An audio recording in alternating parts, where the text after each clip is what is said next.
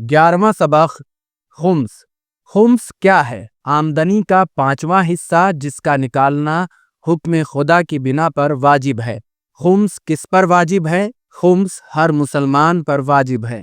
خمس کب واجب ہوتا ہے؟ سال کے آخری دن بچے ہوئے پیسے اور سامان پر۔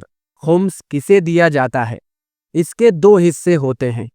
ایک حصہ غریب سادات کا ہوتا ہے، دوسرا حصہ امام علیہ السلام کا ہوتا ہے۔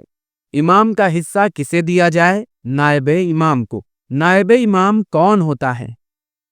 فقیہ اور عالم وقت۔ نائب امام خمس کا کیا کرے گا؟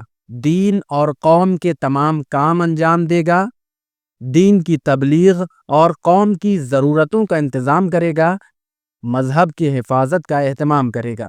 اگر کوئی آدمی خمس نہ دے تو امام اور سادات کے حق کا غاصب کہا جائے گا اور وہ امام کا سچا دوست نہیں ہو سکتا۔ جس نے اب تک خمس نہ نکالا ہو وہ کیا کرے؟ حاکم شرع کے مطابق حساب کر کے نکال دے اور خدا سے توبہ کرے تاکہ خدا معاف کر دے۔